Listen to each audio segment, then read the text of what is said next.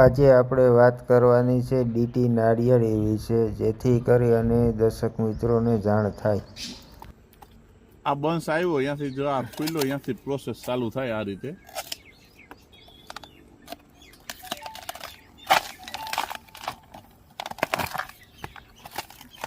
Cutting કરતા હોય તો કરીએ. કરી બધું થાય. પેલા શું છે, આ એક હટાવી નાખું ત્યાં સુધી તમે સ્ટોપ કરી દેજો. એવું હોય ના ના,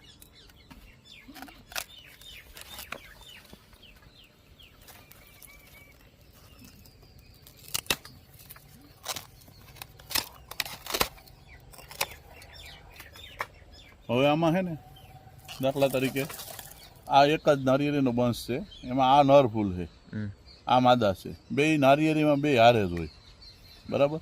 એટલે આના નર હટાવી દેવાના. દાખલા તરીકે બીજા હારો છોડ હોય, હારો પિતૃ છોડ હોય, એનો પરાગરજ લઈ આવી અને એ આવી રીતે પરાગરજ હોય.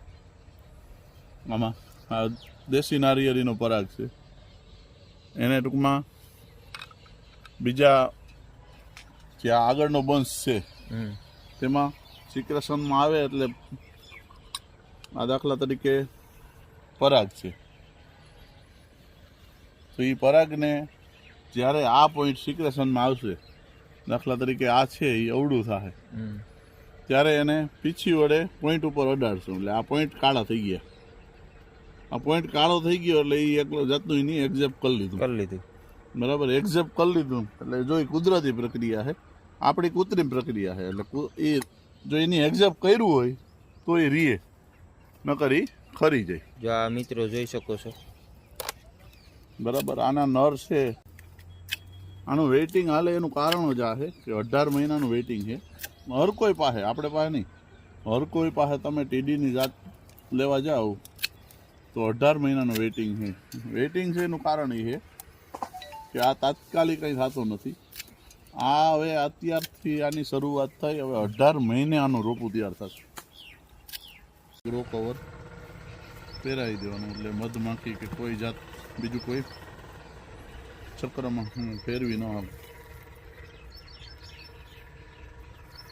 કાયમ માટે છોડવી પડે જોવા માટે. એક બંચ 1 મહિને દિવસે કમ્પ્લીટ થાય.